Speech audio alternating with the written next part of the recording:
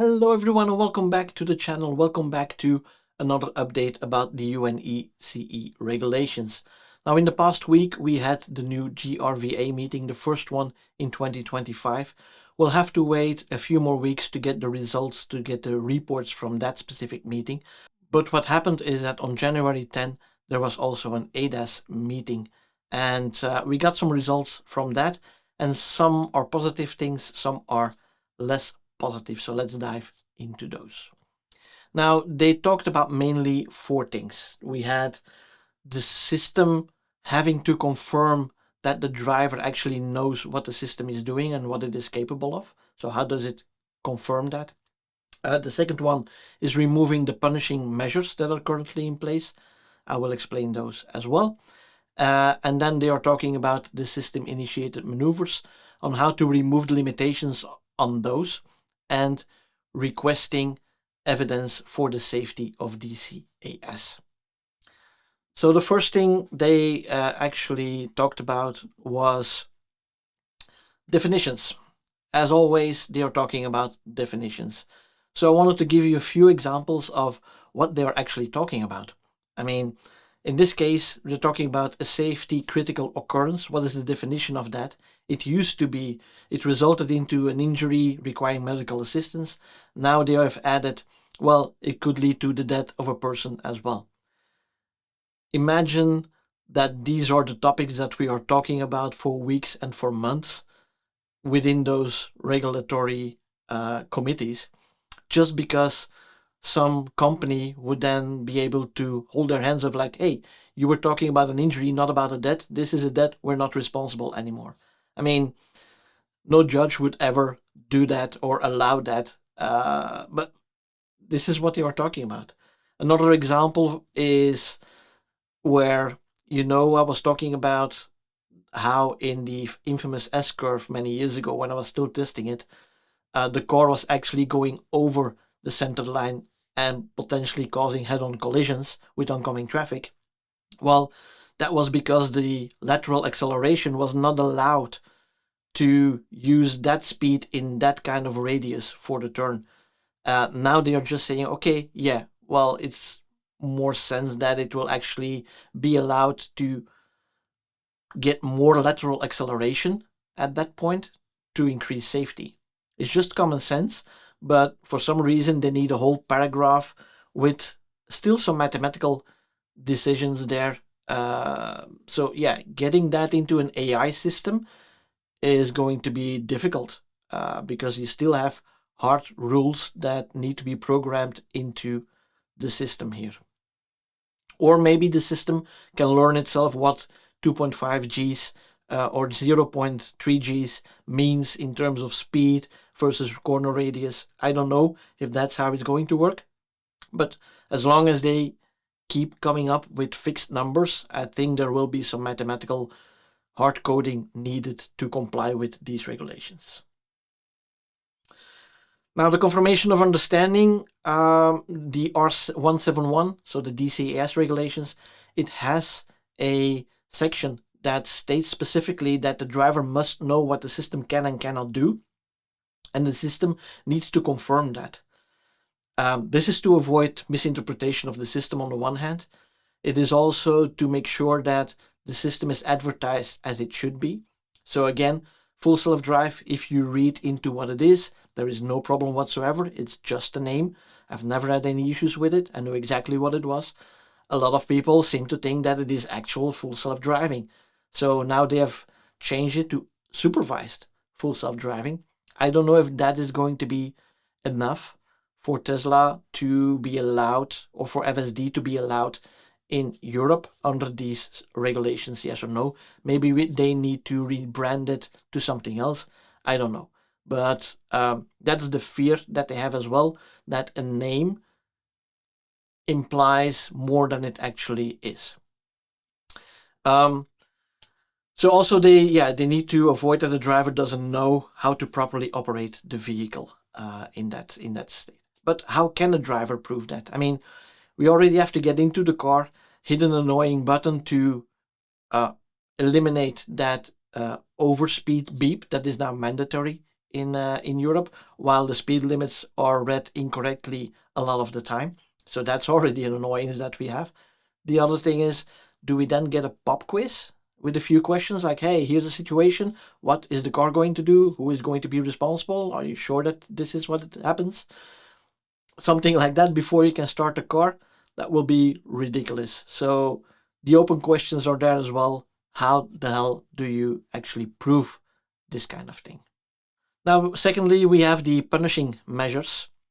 So that's the disablement of the system due to insufficient driver engagement, repeated hands-on requests or eyes-on requests within the last 10 minutes, or the number of aborted system-initiated maneuvers that are because of the driver inattentiveness or due to the the hands-on requests 5 seconds prior to a system-initiated start. So those regulations or those punishments were already in place within the DCAS regulations, and they were meant to make sure that the driver was still paying attention to everything. And this is what is called the so-called Tesla strikes that we're having. And the industry is actually now saying, well, let's remove all of them because they are pretty useless on the one hand, but on the other hand, what good is that going to bring? I mean, you can get an eyes-on request, for example, when something was happening next to you and you're looking away to see what is going on. You're actually paying more attention to your surroundings, but the interior camera is deeming you not attentive to the road while you're actually paying additional attention to something that is happening and might be of importance to the safety of you and other drivers. That would be a false positive, but how would you prove that? And then you would get illegal strikes or strikes that are not really a strike worthy at that point. And the whole industry is like, this is not going to work. It's not going to prove anything. So let's just drop all of those.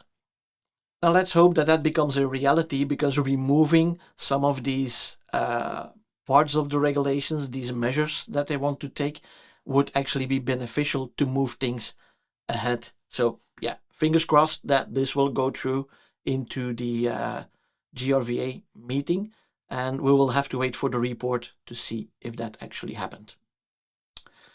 Now they are requesting evidence for the DCAS safety. So what they want to know is, can a driver still take over in time when driving hands off, for example?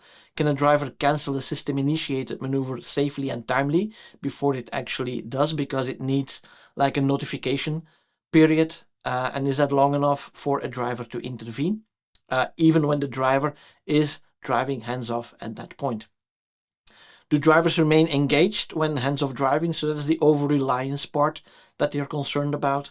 So those are questions they want to know. Is the system not being misused? Like, for example, people that are using those steering wheel weights to trick autopilot into thinking that your hand is on the steering wheel. Don't do that. Please don't. You're not helping the cause at all. But yeah, this is misuse of the system, and they want to make sure that that is not possible to do. Do people over-rely on the system? That is the whole, I'm taking out my phone while I'm doing a level 2 drive. And it was possible before the interior cameras became active. Now with interior cameras active, it is less likely that this will happen, because you do get those strikes at that point. And then, of course, are crashes due to the driver not being engaged or not able to intervene. So they want crash data as well, which I think is good. Most of the questions are actually valid on this. Now, the industry still has to prove it, of course. Now, the most stupid question they can ask here is, if people drive a lot of hands off, do they lose their driving skill? And I don't understand where this question is coming from, because on the one hand, sure, I can understand as more cars become more autonomous and we're driving less ourselves, we are going to lose some driving skills. We're going to lose some reflexes, but only if we're not paying attention. Within the DCAS, we are required to still pay attention to the road. So I think in this situation, we still keep our driving skills. It's just more in a passive way, but we still get the reflexes, we still have the attentiveness, we still have the situational awareness. So I don't worry about that. But on the other hand, if they're asking this question, they should also ask the question, what about our so-called Sunday drivers, which we call them in Belgium, the people that come out once a week? They don't drive a lot either, but they're still allowed to drive. What about their skills? They had the driver's license for a long time usually, and sometimes even handed without an exam, but we're worried about people that drive every day to lose their driving skills. I'm not so sure about that. Another example, people that are just driving in rural areas, if they go to the center of Paris or Brussels, they don't have the necessary skills to drive really good in that situation because they're used to simple traffic, not a lot of traffic, not like an ant's nest of traffic weaving in and out of each other, complex intersections with a seven-way intersection, something like that. They don't have that skill either, but they're still allowed to drive there manually, while a car can pay a lot more attention to a lot more factors. So yeah, I don't really understand that question, but it is being asked, and I hope that Tesla can actually provide those that data that they are looking for. Now, what else do they want? Beside the questions, they actually want to see the data being broken down into different road types, but they want data for European roadways, similar to European roadways. They want European data, but they are not allowing it on European roads. How do we get the necessary data? Because they want a lot of data, but if only a handful of manufacturing test drivers are allowed to test it, it's going to be hard to get that large amount of data. Secondly, they want a large and diverse set incorporating experienced and novice drivers. How the hell are you going to get novice drivers to drive it for several times?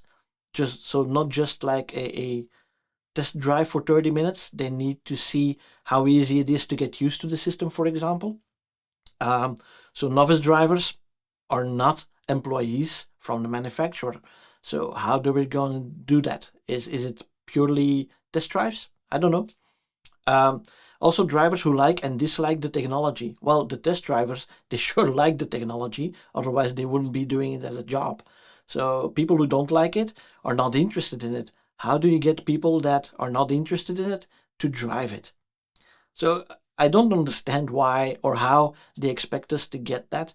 Maybe the novice drivers can be something from the US where a lot more people are getting into FSD, but then again, it's not European style roads. We have different traffic light placements, we have different visibility, much narrower roads, we have seven-way intersections, a lot more complex situations than what the US has with, in most cases, there are some exceptions, but in most cases, a very, let's say, rectangular kind of road system. And yeah, it's just going to be very difficult to get that exact situation. So I think what would be a good idea is to reintroduce the whole beta program again and have like maybe 10 or 20 people max within a country help Tesla gather some data. So Tesla, if you're listening, I'm up for it. Hit me up and I'll gladly help. People can sign NDAs, people can obtain through some kind of procedure like an additional certificate on top of their license to say, okay, you are allowed to drive with an experimental software.